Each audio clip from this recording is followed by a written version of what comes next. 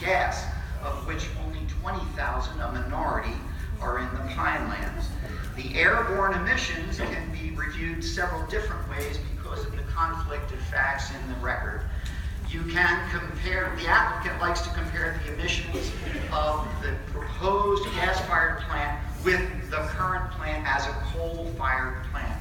However, we all know that the administrative consent order says that the operator of BL England has three choices to correct the poor emissions that now occur through coal firing that plant.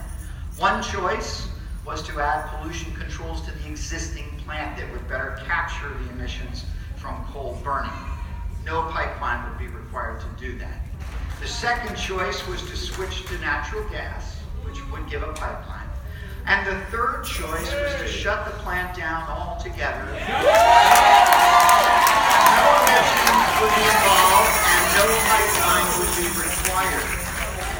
That would absolutely address the concern that we've heard a couple of Commissioners Barr and Brown commented that they had to live with the emissions of this coal-fired plant. Regardless of what we do with the pipeline today, they will no longer have to deal with emissions from coal firing at that plant. So, I don't see an advantage from the air emissions question. All three of those scenarios yield lower emissions in the current operation. And by the way, the record tells us that the PJM grid does not anticipate or need the power generation of the BLE facility.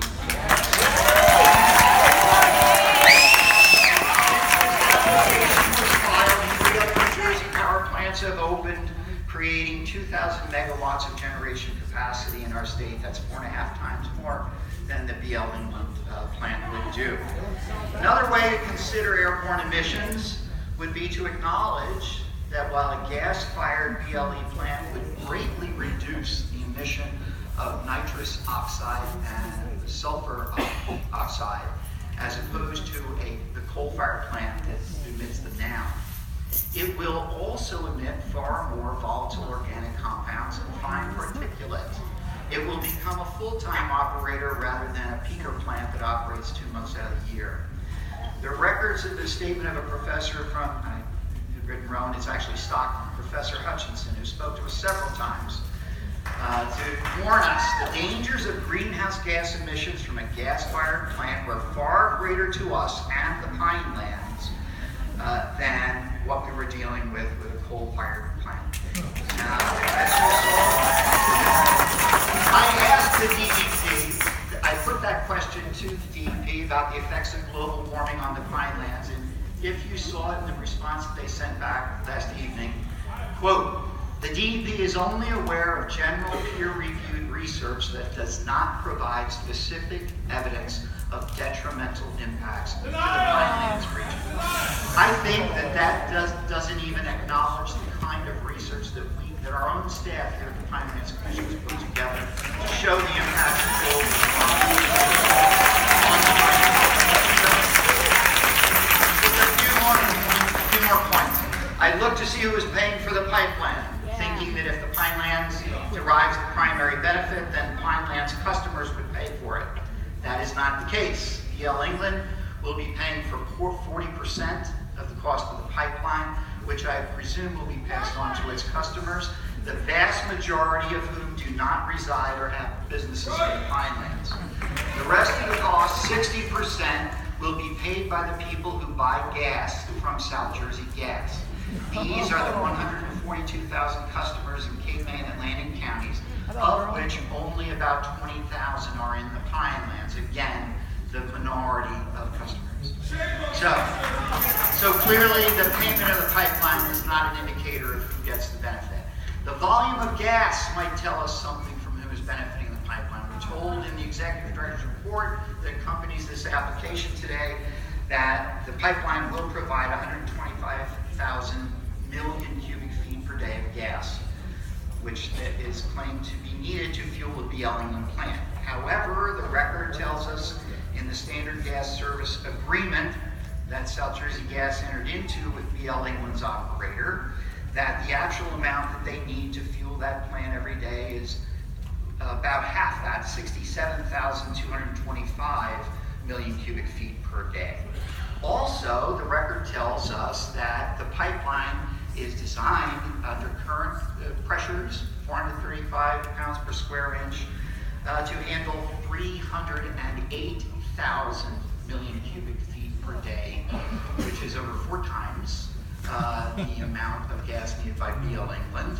And with some slight modifications of the system, not of this pipeline, but of other parts of South Jersey Gas's system, this pipeline could deliver 380,000 million cubic feet per day of natural gas.